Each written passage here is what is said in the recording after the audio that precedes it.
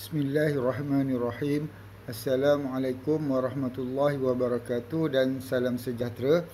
Hari ini kita akan membincangkan subtopik 3.1.5 penghasilan tenaga elektrik daripada sumber tenaga lestari melalui tindak balas kimia, iaitu solar PV ataupun fotovoltik.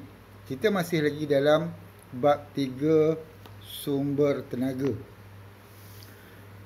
Pemahaman mengenai penghasilan tenaga elektrik daripada sumber tenaga lestari melalui tindak balas kimia, iaitu solar PV ataupun fotovoltik, perlu bermula daripada asas bahan binaan utama panel solar PV. Bahan utama dalam binaan asas PV ialah hablu silikon.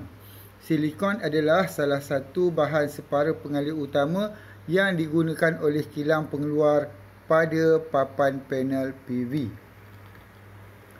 Walau bagaimanapun, sebenarnya bahan separuh pengalir seperti silikon ini tidak mempunyai keistimewaan jika ia dalam keadaan separuh pengalir tulen, atau lebih dikenali sebagai separuh pengalir intrinsik.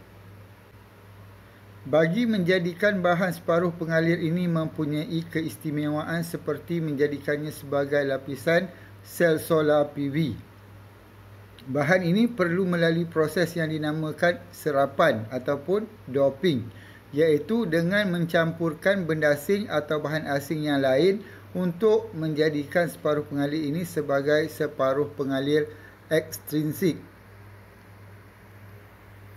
Separuh pengalir ekstrinsik ini boleh menghasilkan dua jenis bahan, iaitu jenis P dan jenis N. Okey, ni biasa kita dengar jenis P, jenis N ni kalau kita belajar transistor kan. Ya. Kita ada dengar transistor PNP, NPN. Inilah dia bahan dia, ya. Kendalian solar PV bermula dengan pancaran cahaya matahari yang dipancarkan ke atas panel solar PV.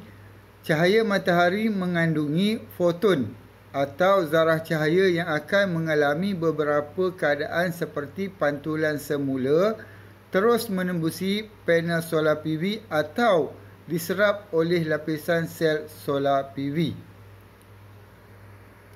Bagi foton yang diserap oleh bahan separuh pengalir jenis N dan jenis P, elektron bebas akan dipaksa keluar ke permukaan meninggalkan ikatan kovalen secara semula jadi.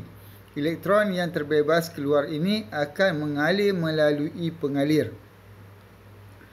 Lapisan bahan akan membentuk lubang dan menyebabkan berlakunya ketidakseimbangan cas antara sel-sel solar PV.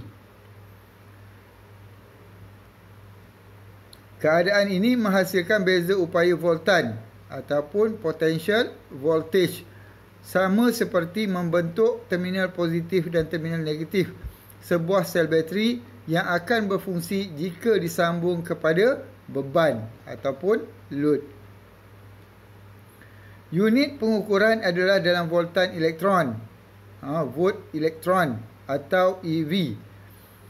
Pergerakan elektron di litar beban pula dipanggil arus elektrik. Ini ialah tentang penghasilan tenaga elektrik daripada sumber tenaga lestari, melalui tindak balas kimia. Seterusnya kita pergi ke subtopik 3.1.6.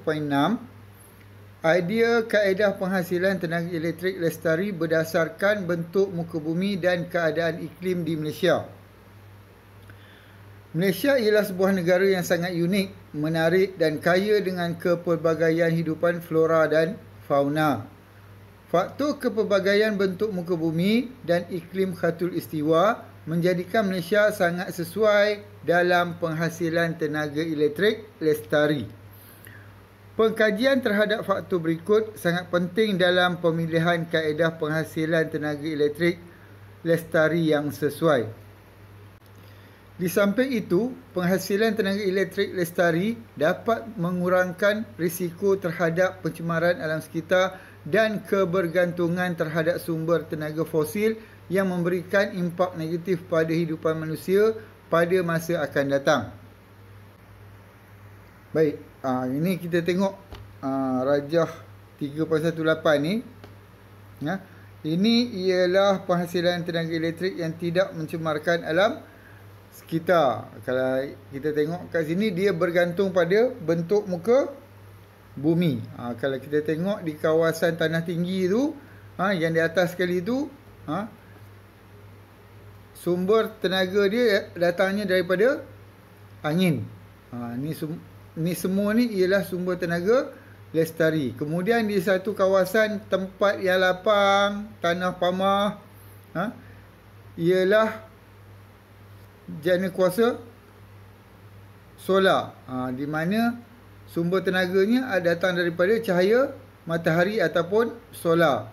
Kemudian di kawasan yang ada aliran sungai, dibina empangan, di mana di sini menjana kuasa elektrik menggunakan air ataupun hidro. Kemudian di kawasan pantai, di kawasan laut, dibina jana kuasa ombak, dan di kawasan-kawasan berdekatan dengan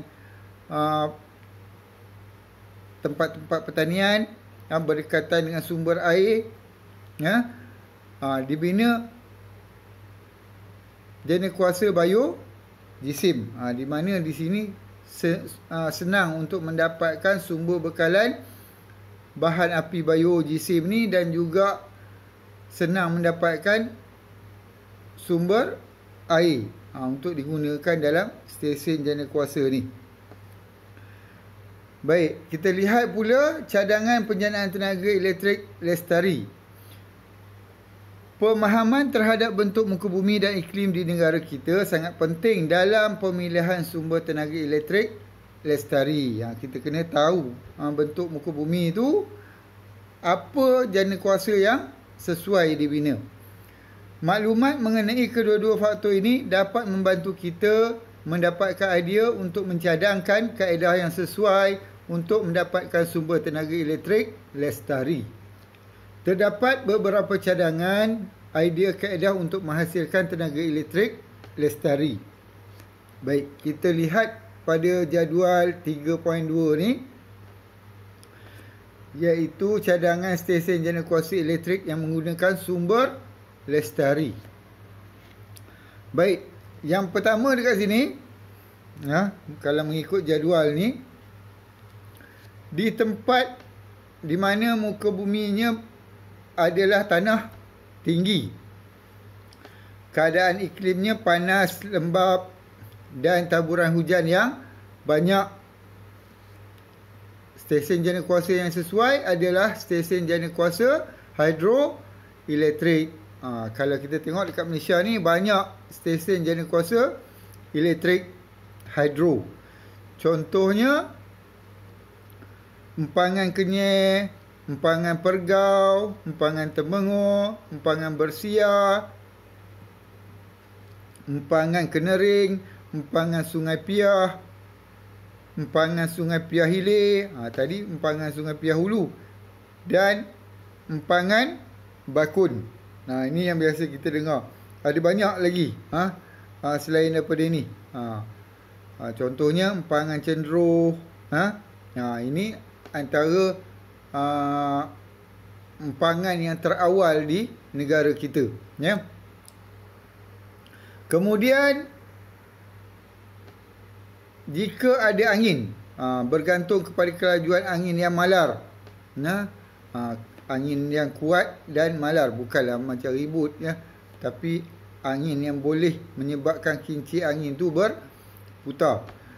Stesen jana kuasa angin, jana kuasa angin di mana tiupan angin monsun timur laut, angin monsun barat daya dan angin Sumatera semuanya mengikut tempoh tertentu. Stesen jana kuasa angin terbesar di dunia terletak di Gansu, China yang dapat menjana 20,000 megawatt tenaga elektrik. Okey. Kemudian yang kedua, saliran. Bentuk muka bumi yang ada saliran. Tidak bergantung kepada iklim. Apa jenis kuasa yang sesuai? Stesen jenis kuasa pasang surut. Negara yang telah menggunakan teknologi ini ialah Ireland. Ireland, China, Scotland. Malaysia tak ada lagi. Belum lagi. Baik. Kemudian untuk tanah pamah. Bentuk muka bumi yang tanahnya rata, pamah. Ya. Kawasan ni mestilah menerima hujan yang kurang dan suhu yang tinggi.